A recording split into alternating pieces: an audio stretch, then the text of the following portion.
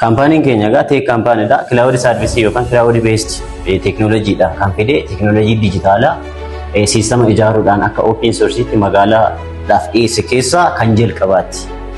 Tech kaampaaniin hedduun jiraatanis biyya keenya keessa damee kanarratti kan hirmaatan kan hin jirree fi biyya keenyatti keessatti immoo bu'aa guddaa ni fida jedhamee tilmaama garaagaraa kan qabu.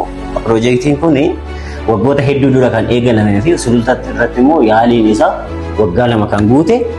Ifatti immoo bara 2017 ji'a 11ffaa keessatti ofiisii banachuudhaan hojii kan eegale amma hojii keessa seenee ji'a 5 guutee jira jechuudha. Adeemsaan magaalaa ofitti madaqsuudhaan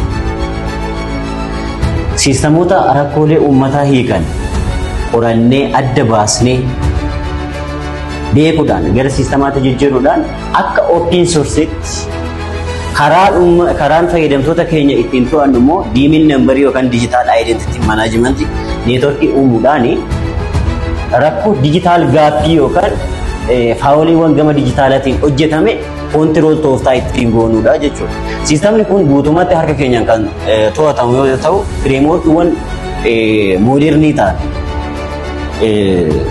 uummannis namni kamiyyuu sadarkaa dubbisuuf barreessurra yoo ga'e itti fayyadamu akkaataa itti danda'utti user interface isaa kan uummata keenya giddu galeeffate afaan naannoo keenyaatiin understand kan godhu bakka barbaachisaa ta'etti immoo lookeeshinii gargaaramuudhaan magaalaa keenya qofa keessatti restrictionii isaa restrict gochuudhaan uummanni keenya qofti akka gargaaramuu fi adeemsa suutaa ta'een immoo gara magaalota biraatitti akka madaqsu madaqamuu danda'u gochuudhaan uumamee jechuudha.